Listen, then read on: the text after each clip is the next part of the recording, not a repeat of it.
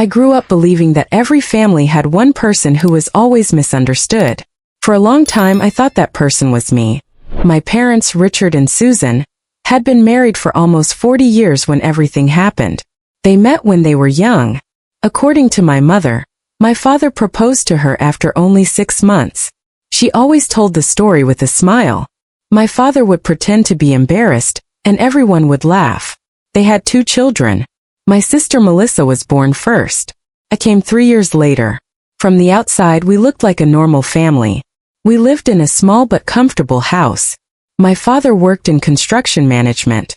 My mother stayed home when we were young and later worked part-time at a local school. We had family dinners. We celebrated birthdays. We went on short vacations. At Christmas, my mother filled the house with the smell of cinnamon and baked bread. My father always complained about the cold weather, even when it was not very cold. There were many good memories. That is what made everything so difficult later. Because when people hurt you, it is easier when you can tell yourself they were always cruel. My parents were not always cruel. They could be loving. They could be funny. They could be generous.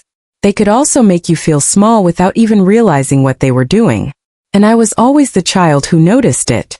Melissa was different. She was confident. She spoke her mind. She knew exactly what she wanted. My father admired that about her.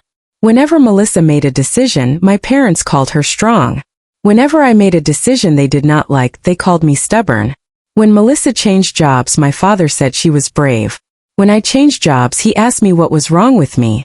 When Melissa bought an expensive car, my mother said she deserved something nice. When I bought a used car, my father asked why I could never aim higher. I never understood it. I tried not to compare myself with my sister. But comparison becomes difficult when other people keep putting you on opposite sides of the same scale. When I was 17, I told my parents I wanted to study graphic design. My father looked at me for several seconds. Then he said, "And what kind of real job will that give you?" I told him I did not know yet. He shook his head. Melissa was sitting at the table. She was studying business.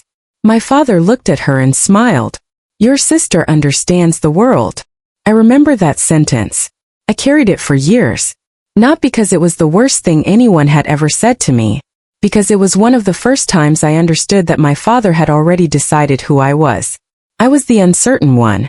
Melissa was the successful one. I was the sensitive one. She was the strong one. I was the difficult one. She was the dependable one. Once people give you a role in a family, sometimes they stop noticing when you grow beyond it. I eventually studied design. It was not easy. I worked part-time. I rented a small room with 2 other students. I ate cheap food. I learned to live without asking my parents for money. I graduated. I found work. It was not a glamorous career. But I liked it.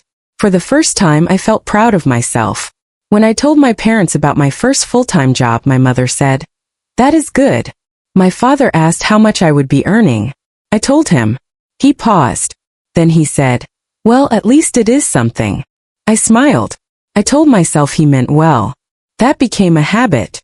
Whenever my parents hurt me, I found a reason to excuse them. My father was tired. My mother was worried. They did not mean it. They were only joking. They had different ways of showing love. I repeated those things so often that eventually I believed them. Then, in my late 20s, something happened that changed my relationship with my parents. My father lost his job. The company he worked for closed one of its major offices. He was suddenly without work. He was embarrassed. I could see it in the way he avoided looking at people. My mother tried to make things seem normal. But bills were piling up. One evening my father called me. His voice sounded different. He said, "Son, I need a little help." I did not ask questions. I transferred money to him. Then I did it again the next month. And again. For almost a year I helped them whenever I could. I paid their electricity bill once. I paid for a repair on their car. I bought groceries. I never mentioned any of it. I did not want them to feel ashamed. I thought this was what family did. You helped each other. My sister helped too, but less often. She had recently married a man named Mark. Mark was a good man, but he was careful with money. Melissa told my parents that they had their own expenses. My parents understood. When I said the same thing once, my father looked disappointed. You are different, he said. I asked what he meant. He smiled. You always take care of us. At the time I felt proud. I did not understand that those words were slowly becoming a responsibility I had never agreed to carry. Years passed. My father found another job. My parents became financially stable again. But the pattern remained. Whenever there was a problem, they called me. Whenever they needed something, I helped. And whenever they wanted to praise someone, they praised Melissa. I started to wonder if they only valued what I could provide. That thought frightened me. Because if it was true, then I had spent years confusing usefulness with love. The first serious crack came when my mother became ill. It was not a life-threatening illness. She needed surgery and several weeks of recovery. My sister visited her twice. I stayed almost every day. I cooked. I cleaned. I drove my mother to appointments. I sat beside her when she was afraid. One night she held my hand. You are a good son, she whispered. I smiled. Those words meant more to me than she probably realized. I thought maybe things were finally changing. Maybe she finally saw me. A few months later, my parents hosted a family dinner. Melissa arrived late. My mother immediately hugged her. You look tired, she said. Melissa laughed. I have been busy. My mother kissed her cheek. You work too hard. Then my father asked her about her new office. They talked for almost 20 minutes.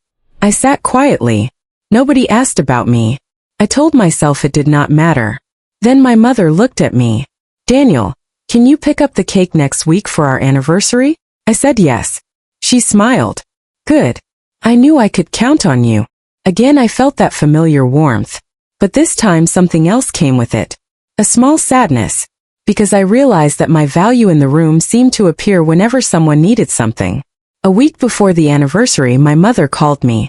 She wanted me to help decorate the house. My father wanted me to arrange the food. My mother wanted me to pick up flowers. I agreed to everything.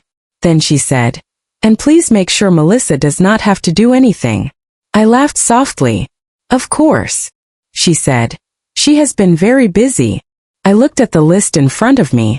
I had been working all week too. But I said nothing. The anniversary arrived. I reached their house early. I arranged chairs. I helped set the table. I carried boxes. I fixed a light outside. By the time guests started arriving, my shirt was damp with sweat. My mother walked past me. She looked at the room. It looks wonderful.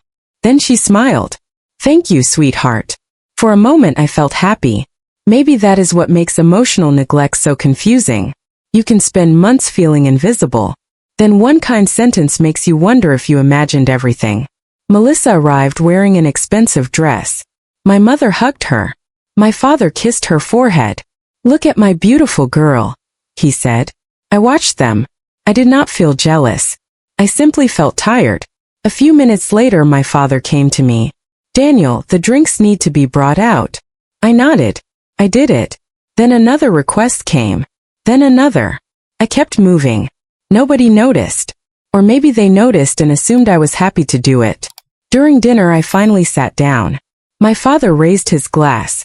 40 years, he said. Everyone applauded. My mother smiled. He talked about their marriage. Then he talked about their children. He praised Melissa.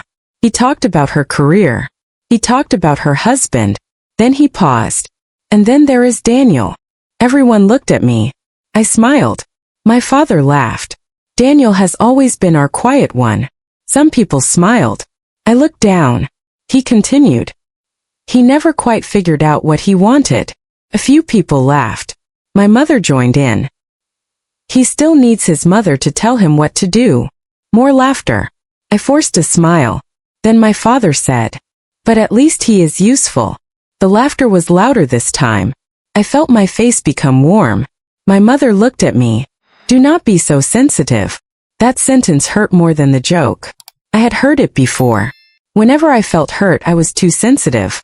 Whenever I objected, I was too serious. Whenever I defended myself, I was being difficult. That night I stayed quiet. I helped clean after dinner. I carried dishes into the kitchen. I washed glasses. My mother came in. You know your father is only joking. I nodded. I know. She touched my shoulder. Do not spoil the evening. I looked at her. I am not trying to. Good. She walked away. I stood there alone. The kitchen was quiet. I could hear people laughing in the living room. I looked at my hands. For some reason, I remembered being 17 again. I remembered my father saying I did not understand the world. I remembered every time I had helped them. Every bill. Every late-night call. Every ride. Every time I had told myself it was okay. And for the first time, I wondered what would happen if I stopped trying. The anniversary celebration was not actually supposed to end that way. I had planned to leave early, but my mother asked me to stay. Please stay for the cake, she said. So I stayed. The cake came out. Everyone gathered around my parents. Melissa stood beside them. Someone started taking pictures. My mother called me. Daniel, come stand here. I walked over.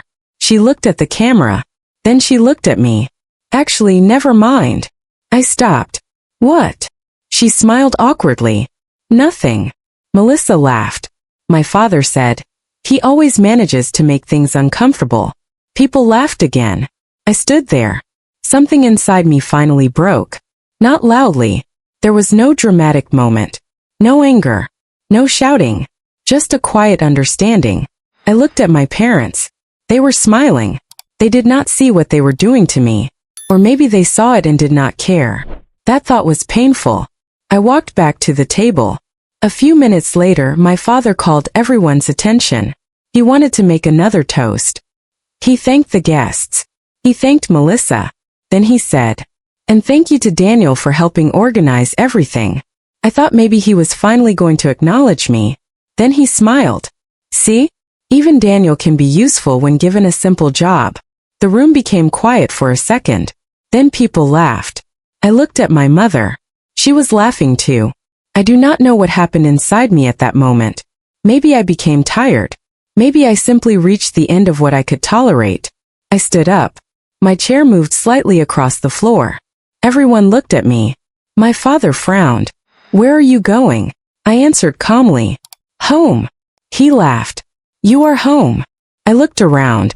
At the photographs. At the decorations. At the people. And my parents. Then I said, no, Dad. I think I finally understand that I never was. Nobody laughed. My mother looked shocked. Daniel. I shook my head gently. It is okay. My father stood. What is that supposed to mean? I looked at him. It means I am tired. Tired of what? I paused. Then I said, of being the person everyone laughs at when they need a joke. My mother whispered my name. I continued. I have spent years trying to make you proud. My father looked away. I have helped whenever you needed me. My voice was calm. I never kept score. My mother started crying. I looked at her. I do not want anything from you. She shook her head. That is not fair. I nodded. Maybe it is not. I took a breath.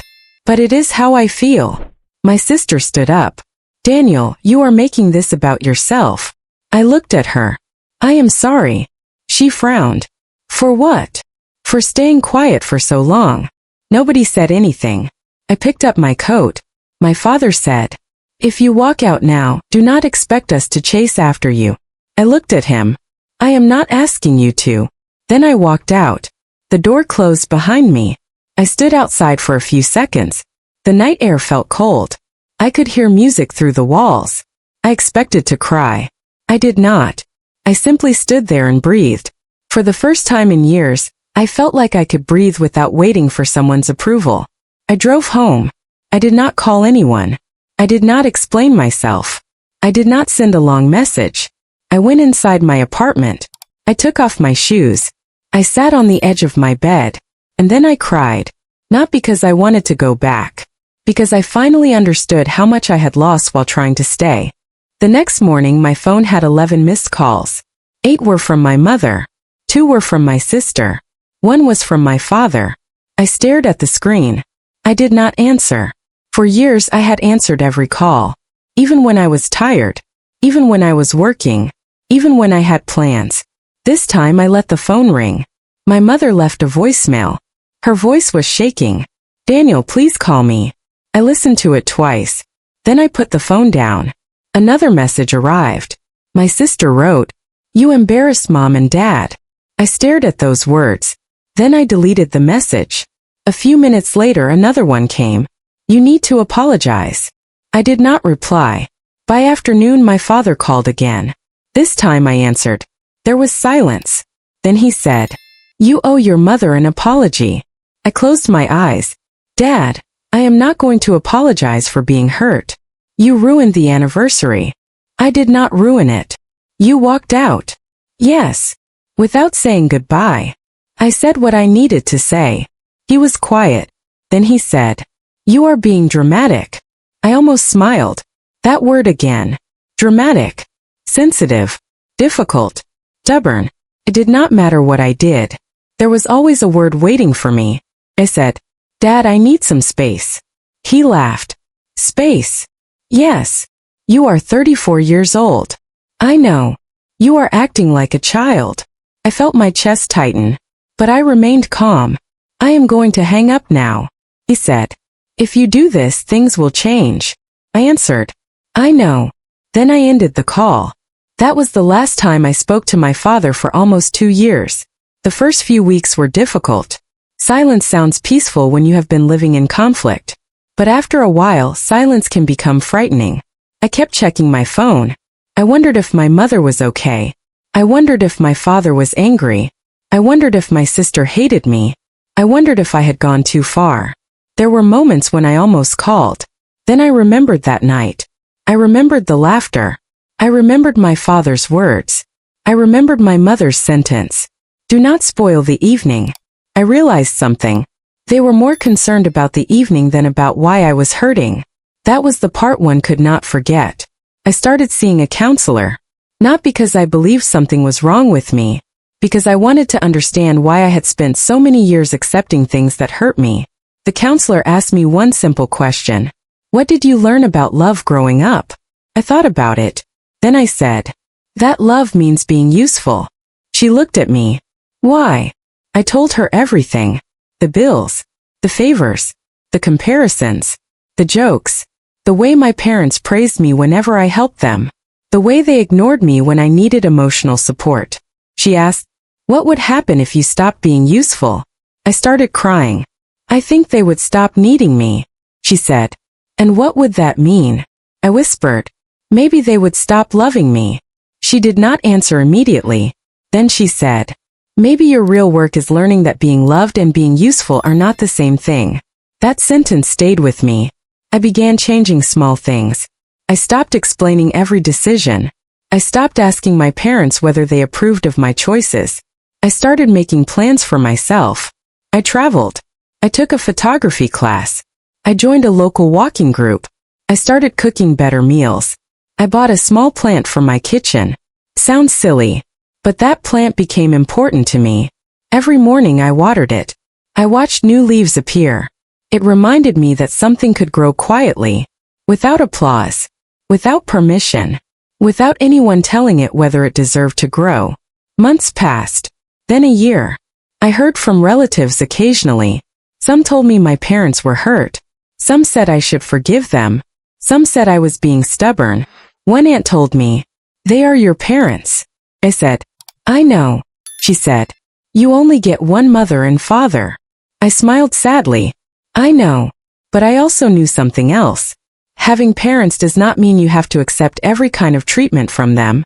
Respect is supposed to go both ways, even inside a family.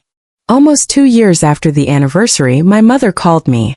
I almost did not answer, but something made me pick up. She said my name. "Daniel." "Yes." She was quiet. Then she said, "Your father is in the hospital." My heart dropped. What happened? He had chest pain. I stood up. "Is he okay?" "He is stable." I closed my eyes. For all the hurt between us, he was still my father. I asked which hospital. She told me. I went. When I arrived, my mother was sitting alone in the waiting room. She looked older, smaller, tired. When she saw me, she stood. Neither of us moved for several seconds. Then she walked toward me. She hugged me. I held her. She cried into my shoulder. "I missed you," she whispered. I closed my eyes. "I missed you too." We sat together. For the first time in 2 years we were in the same room. No audience. No family dinner. No jokes. No comparisons. Just two people who had both been hurt. After some time my mother said, "I was wrong." I looked at her. She stared at her hands. I laughed that night. I nodded. Yes. I should not have. No. She cried again. I thought you were being too sensitive. I said nothing. She continued. I did not understand how much you had been carrying. I looked at her. Mom, I did not need you to understand everything. She looked at me. I just needed you to stop making me feel small. She covered her face. I know. We sat quietly. Then she said something I never expected. Your father does not know how to say sorry. I smiled sadly. That is not my responsibility. She nodded. I know. Later that evening my father woke up. The doctor said he needed rest. I stood outside his room for several minutes. I did not know whether to go inside. Then my mother said, "He asked if you came." I looked at her. He did. She nodded. I went inside. My father was lying in the hospital bed. He looked tired, older than I remembered. He turned his head toward me. For a few seconds neither of us spoke. Then he said, "You came." I nodded. Of course. He looked away. I did not think you would. I almost didn't. He nodded slowly. I understand. That surprised me. I sat in the chair. We stayed quiet. Then he said, I remember what I said that night. I looked at him. He continued, I have thought about it many times. I did not know what to say. He took a breath. I thought I was joking. I know. But I kept doing it. I nodded. He looked at me. I am sorry. Those 3 words were simple, but they carried years inside them. I felt tears in my eyes. I said, thank you. He looked down. I was proud of Melissa. I know. But I was proud of you too. I swallowed. You never said it. He closed his eyes. I know. That was the hardest part. Not that he had never been proud. That I had spent years needing to hear it. He reached for my hand. I took it. His fingers were weak. He said, you should have left sooner. I laughed softly through my tears. Maybe. He smiled. Stubborn. I looked at him. He laughed quietly. Then he said, but this time I mean it kindly. I smiled. For the first time that word did not hurt. My father stayed in the hospital for several days. I visited. My mother visited. Melissa came too. The 4 of us were together again. But something had changed. We were more careful with one another. Melissa eventually came to me. She stood beside me in the hospital hallway. I owe you an apology. I looked at her. She said, I laughed that night. Yes. I thought you were being dramatic. I nodded. She looked down. I was wrong. I said, thank you. She took a breath. I always thought you were the one who had it easy. I almost laughed. Why? Because Mom and Dad always asked you for help. I looked at her. She continued. I thought they trusted you more. I smiled sadly. They trusted me to carry things. She nodded. I understand that now. We stood there quietly. Then she said, I was jealous of that. I looked at her. Really? She nodded. I wanted them to need me. I had never thought about it that way. For years I had believed Melissa was the favorite. Maybe she had spent years believing I was. We had both been looking at the same family from different sides. That realization did not erase everything. But it softened something. Sometimes families hurt each other because everyone is carrying a story the others cannot see. My father eventually came home. Life did not suddenly become perfect. There were still awkward moments. There were still old habits. Sometimes my mother would make a comment without thinking. Sometimes my father would try to make a joke that went too far. But now I spoke. Calmly. I do not like that. And surprisingly they listened. Not every time. But often enough. I learned that boundaries were not punishments. They were instructions. They told people how to love you without hurting you. I started visiting my parents again. But I did not move back into my old role. I did not become the person who fixed everything. I did not say yes to every request. When my mother asked me to organize something, I sometimes said, "I cannot this weekend." First she looked surprised. Then she said, "Okay." That simple word felt like a victory. Not because I had one, because I had finally learned that saying no did not make me a bad son. My relationship with my father changed too. He started asking about my work. Not just how much money I made. He asked if I enjoyed it. He asked about my photography. He even came to one of my small exhibitions. I saw him standing near one of my photographs. He stared at it for a long time. When I walked over, he said, "You took this." I nodded. He smiled. "It is good." I laughed. "Thank you." He looked at me. "I mean it." Those words meant more than he knew. Not because I needed his approval anymore. Because I could finally accept it without depending on it.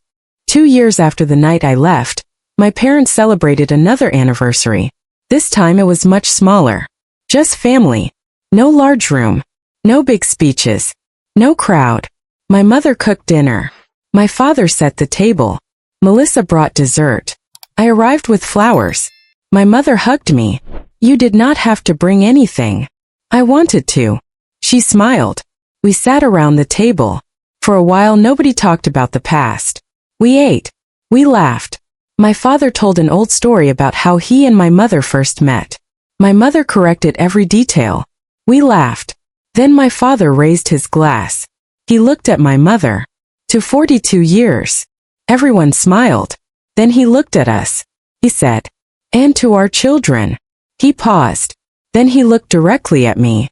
"I am grateful you came back." My throat tightened. I said, "I am grateful you let me." My father nodded. My mother reached across the table and held my hand. There was no big apology. No dramatic speech. No promise that everything would always be perfect. Just a quiet understanding. After dinner, my mother and I washed dishes together. She looked at me. "Do you remember the last anniversary?" I nodded. "I remember." She sighed. "I wish I could change that night." I smiled. "You cannot." "I know." She looked down. "But maybe it had to happen." I looked at her. She continued. "You finally learned to leave." I said. "And you finally learned why I needed to." She smiled. "Yes." We stood in the kitchen. Water ran softly. The house felt peaceful. Then my mother said, "I used to think keeping a family together meant never letting anyone leave." I looked at her. "What do you think now?" She smiled. "Sometimes you have to let someone walk away so they can come back as themselves." I hugged her. That sentence stayed with me. I used to think disappearing meant giving up. Now I understand that sometimes walking away is not about abandoning people. Sometimes it is about finally refusing to abandon yourself.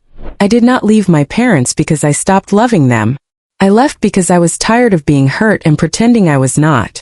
There was a time when I believed being a good son meant saying yes to everything. I thought helping meant allowing people to take whatever they needed from me. I thought staying quiet was the same as keeping peace. I was wrong. Real peace does not require you to disappear inside yourself. Real love does not require humiliation. And family should not be a place where you have to earn your right to belong. Today I still have difficult memories. Some wounds do not disappear just because people apologize. But they can become softer. My father and I still disagree sometimes. My mother still worries too much. Melissa still teases me. And sometimes we all laugh about how different our family has become. But now when we laugh, I know I am laughing with them. Not at myself. That difference matters. I also learned something about forgiveness. Forgiving someone does not mean pretending the hurt never happened. It means deciding that the hurt will not control the rest of your life. I forgave my parents, but I also forgave myself.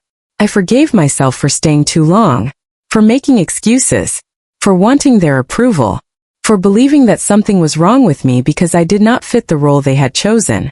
I was never broken. I was simply trying to be loved in a way that was not healthy for me.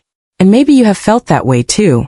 Maybe someone in your family has made you feel like the difficult one. Maybe they compare you to someone else. Maybe they only notice you when they need something. Maybe you have spent years smiling while something inside you quietly hurts. If that is you, I want you to remember something. You do not have to become cruel just because someone treated you badly. You do not have to shout. You do not have to get revenge. Sometimes the strongest thing you can do is simply step back. Take a breath. Set a boundary. And choose peace. Leaving does not always mean forever. Sometimes leaving gives people the chance to understand what they were losing. Sometimes it gives you the chance to understand who you are. And sometimes after enough time people can meet again. Not as the same people they were before, but as people who have finally learned. That is what happened to me. I walked away from my parents' anniversary feeling like I had lost my family. Years later I realized I had not lost my family.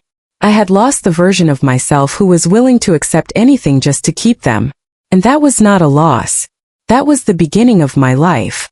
So when I think about that night now, I do not remember the laughter first. I remember the moment I walked outside. I remember the cold air. I remember looking up at the dark sky. And I remember taking my first deep breath. It was quiet. It was painful. But it was mine. Sometimes life does not change because someone finally understands your pain.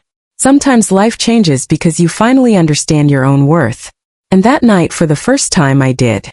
I went home. I closed the door. And I began again. Not with anger. Not with revenge. Just with a quiet decision.